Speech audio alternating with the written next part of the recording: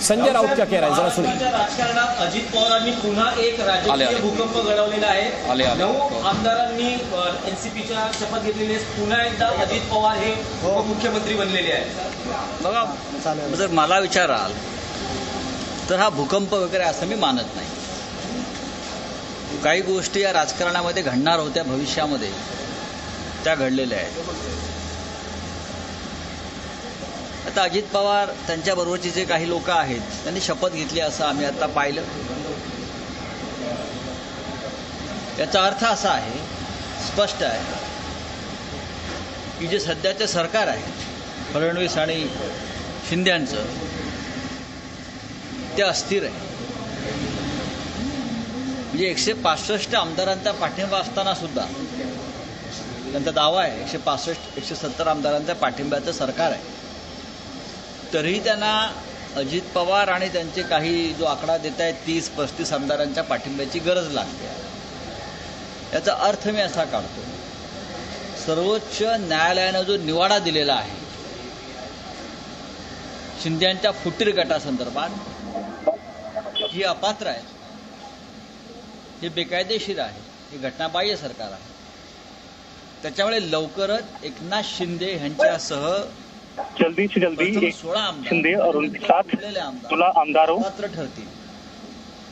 शिंदे यांचं मुख्यमंत्रीपद अवैध करार दिए जाण्याची सुरुवात आहे आणि सीएम शिंदे के पद की जाने की शुरुआत है।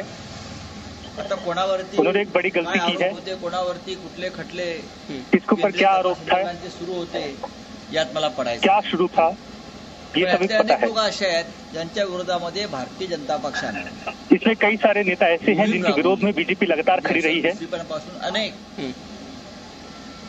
त्यांचा आता भाजपा काय करणार हा प्रश्न आहे। पण अभी सवाल होता है कि भाजपा उनके साथ क्या करेगी। एकनाथ शिंदे हे फार काळ मुख्यमंत्री पदावर राहत नाहीत, पर आने वाले दिनों में एकनाथ शिंदे मुख्यमंत्री पद पे नहीं रहेंगे। उनके 16 विधायक अपात्र ठहराए जाएंगे।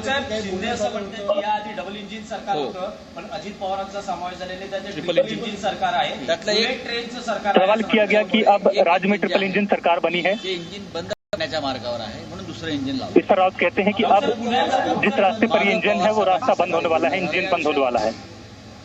ते खंबीर आहेत, त्यांनी चर्चा केली। उद्धव ठाकरे आणि शरद पवार यांची चर्चा झाली।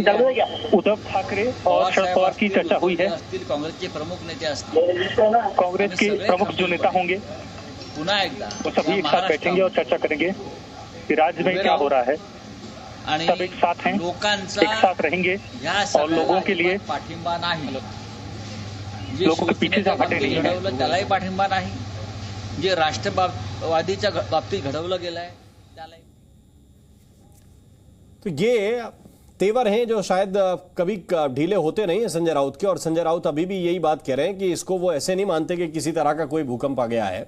और ये भी वो बता रहे हैं कि जिन लोगों पर बड़े बड़े गंभीर आरोप थे, बीजेपी के नेता उनके खिलाफ खड़े रहे, उनको ही अब अपनी सरकार में ये लोग मंत्री बना रहे हैं, अपने साथ शामिल कर रहे हैं, और ये सवाल बीजेपी पर उठाते हुए संजय राउत नजर आ रहे हैं। इन सबके बीच वो ये भी बता रहे हैं कि उद्धव ठाकरे और शरद पवार के बीच बातचीत भी हुई है।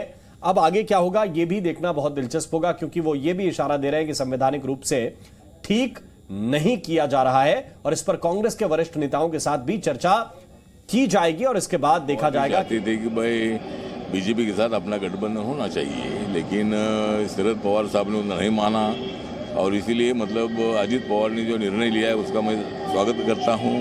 उन्होंने डिप्टी सीएम पद की शपथ ली और उनके साथ 8 मंत्रियों ने भी शपथ ली है, तो एक बहुत बड़ा परिवर्तन मतलब महाराष्ट्र में हुआ है, और एनसीपी को बहुत बड़ा धक्का मिला है, महाविकास आघाड़ी को बहुत बड़ा धक्का मिला है।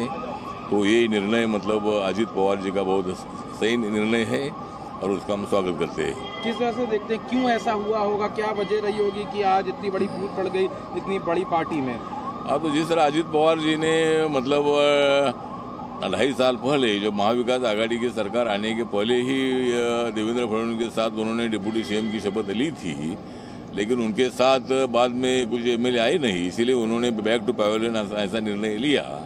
लेकिन तब से उनके मन में था कि भाई अपन बीजेपी के साथ जाना चाहिए। देवेंद्र फडणवीस के साथ उनके संबंध बहुत अच्छे थे, और आखिर में उन्होंने जो निर्णय लिया है वो निर्णय सही निर्णय है महाराष्ट्र के। शरद पवार ने स्टेज जो शेयर किया था उसके बाद। तो आप ये रिएक्शन सुन रहे थे रामदास आठवले का, और उनका ये कहना था कि ये बहुत ही अच्छा निर्णय है अजित पवार का, और इसका वो स्वागत करते हैं, सभी को बधाई देते हैं जिन मंत्रियों ने शपथ ली है महाराष्ट्र सरकार में। रामदास आठवले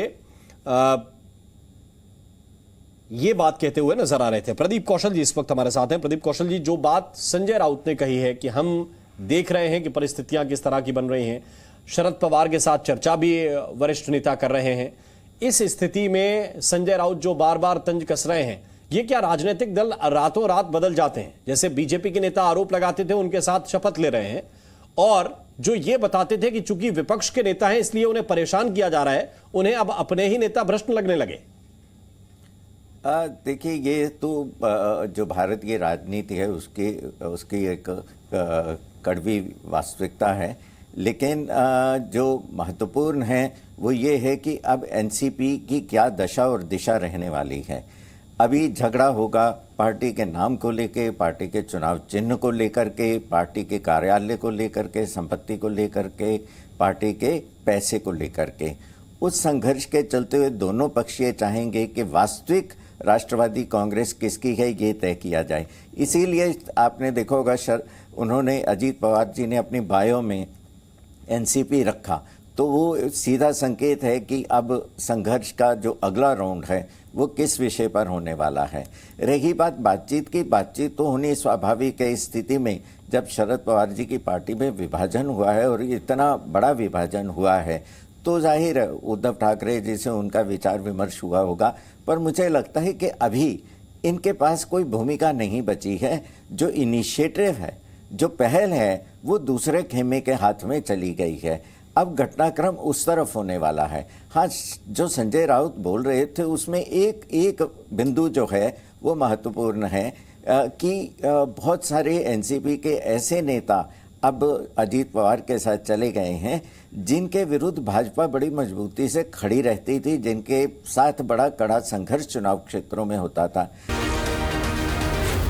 जी न्यूज़।